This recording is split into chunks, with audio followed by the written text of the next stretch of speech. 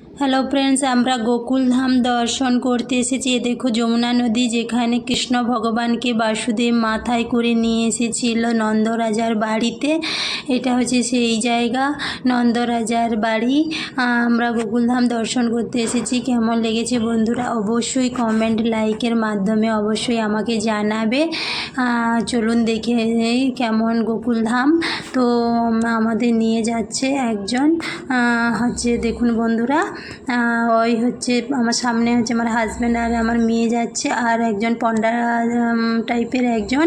এই দেখো ভীষণ পুরানো, উনি সব কিছু বলে যাচ্ছেন যে এখানে কৃষ্ণ ভগবান কীভাবে লীলা করে দিয়ে গেছে। আর এই হচ্ছে সেই গোকুলধাম, নন্দরাজার বাড়ি। উনি বলছেন নাকি নন্দরাজার তখন দিনে 96,000 গরু ছিল, সেখানেই থেকে দুধ মাখন ওইসব হতো। আর কৃষ্ণ ভগবান চুরি করে খেত এবং নানান হচ্ছে ননি চুরির গলি, মানগলি, দানগলি আর ননি চুরি গলি, বিভিন্ন ধরনের গলি দেখাচ্ছেন। আর উনি অনেক কথাই বলছেন, দেখুন বন্ধুরা। আর হচ্ছে পুরো সম্পূর্ণটা আমি দেখাতে পাচ্ছি না, কারণ মোবাইল অ্যালাউ নয়। তবুও বাইকটা যতটা পাচ্ছি তোমাদের দেখানোর চেষ্টা করছি। আর এখানকার মাটি খুব সুন্দর, প্রসাদ হিসাবে দেয়।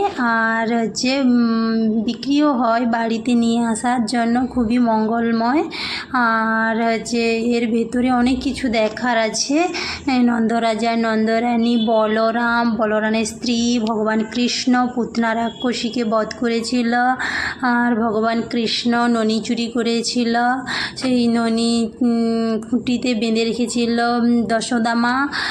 বহু কিছু দেখার আছে বন্ধুরা, তোমাদের সেভাবে আমি কিছু শেয়ার করতে পারিনি, যেটুকু পেরেছি। দেখুন বন্ধুরা, আর অবশ্যই কেমন হয়েছে ভিডিওটি লাইক কমেন্টের মাধ্যমে আমাকে জানাবে।